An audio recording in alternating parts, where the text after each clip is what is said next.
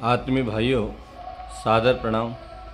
आज हम सभी माँ गंगा के गौरव गाथा की चर्चा करेंगे।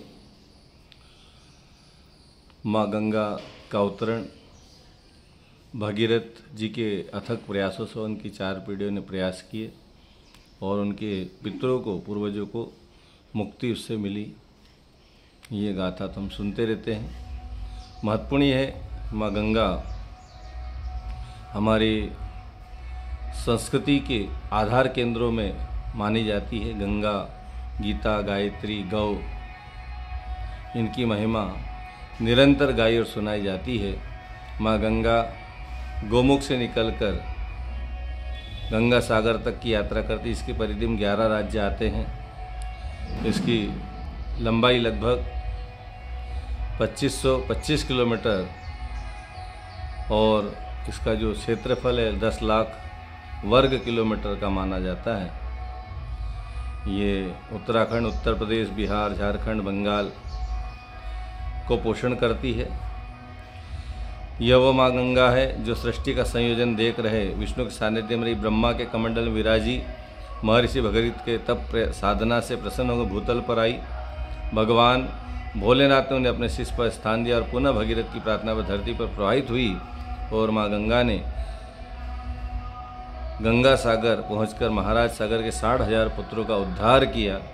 प्राचीन भारत में गंगा का महात्म्य महानायक श्री कृष्ण भगवान कहते हैं, स्रोत सामिश्यम, जाह्नवी नदियों में गंगा हूँ। और बृहद आरण्यक उपनिषद घोषणा करता है, नास्ति गंगा समम तीर्थ, गंगा के समान कोई तीर्थ नहीं। वह व्रत नारदी पुराण कहता है, गायत्री छंदसाम माता लोकस्य जाह्नवी तथा उभते सर्व पापा नाम नाश कारणताम गते, अर्थात गायत्री वेदों की माता है और गंगा लोक माता है। दोनों ही सब प्रकार के पापों को नाश करने वाली है।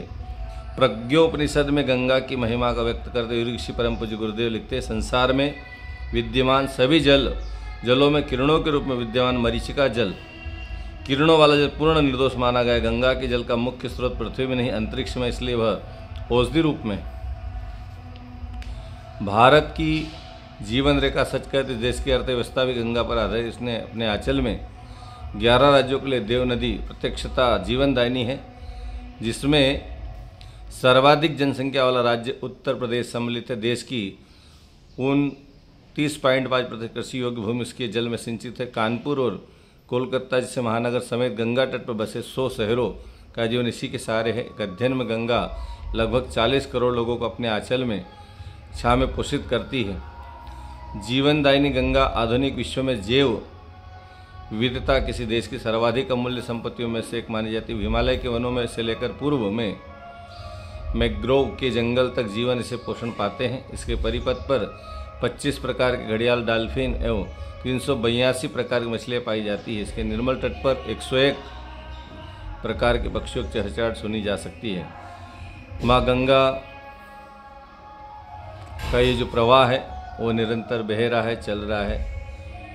युग ऋषि परम पूज्य गुरुदेव कहते हैं, माँ गंगा की व्यथा को अखिल विश्व गायत्री परिवार ने अनुभव किया और जन जन की भागीदारी से निर्मल गंगा अभियान चलाया। इस अभियान के अंतर्गत गंगा के प्रवाह को 5 अंचलों में विभक्त कर 5 तरह के काम प्रारंभ किए। गायत्री परिवार ने माँ गंगा को सुंदरता के साथ साथ स्वच्छता की ओर ले जाने के लिए जल शुद्धि निर्मल गंगा जल अभियान, तट शुद्धि हरे भरे स्वच्छ तट, तटीय ग्राम शुद्धि, आदर्श ग्राम तीर्थ, सच्चा तीर्थ सेवन, तीर्थ गरिमा की रक्षा और दूषित जल स्रोत प्रबंधन, स्वच्छ साध नीरा, ऐसा अभियान गायत्री परिवार चल रहा। भाइयों बहनों, गंगा की पुण्य पावन धारा में मनुष्य का जीवन अविरल चल रहा है। गंगा मनुष्य के पापों का संताप हरती, पाप ताप हर लेती। ऐसी गंगा को आज के समय में हमें स्वच्छ बनाने की आवश्यकता है। वो पवित्र है लेकिन हमने उसको दूषित कर रखा है। गंगा मनुष्य के पापों को हरण करती है। गंगा मानव के तन के साथ साथ मन की शुद्धि करती है। ऐसे पवित्र जल को हमने अपवित्र कर रखा है, अशुद्ध कर रखा है।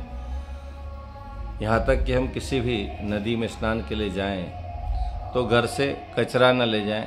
आजकल जो मूढ़ मान्यताएं थी, लोग पानी में प्रवाहित करते हैं, घर की जो पूजा सामग्री है उनको ज़मीन में गाड़े, उसको खाद बनाएं, पानी को दूषित न करें, पानी को अशुद्ध न करें।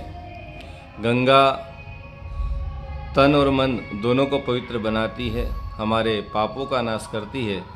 तो हमारा भी गंगा के प्रति कहीं न कहीं भाव है, गंगा के प्रति हमारी कोई न कोई कर्तव्य है, हम उसको समझें। ये जो पाठ है ये भारतीय संस्कृति ज्ञान परीक्षा वर्ष 2025 की जो पुस्तक छपी है, कक्षा 9वीं के लिए, हर वर्ग के लिए एक परीक्षा आयोजित होती है।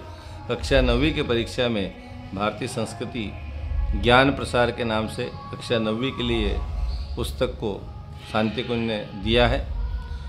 इसके पीछे उद्देश्य नई पीढ़ी हमारी इन सांस्कृतिक धरोहर से अवगत हो सके, समझ सके और हम भारतीय संस्कृति से बच्चों को जोड़ें। भारतीय संस्कृति ज्ञान परीक्षा बच्चों के अंदर संस्कारों के विकास के लिए, उनके आध्यात्मिक विकास के साथ साथ भौतिक विकास, बौद्धिक विकास और चारित्रिक विकास के लिए भी आवश्यक है।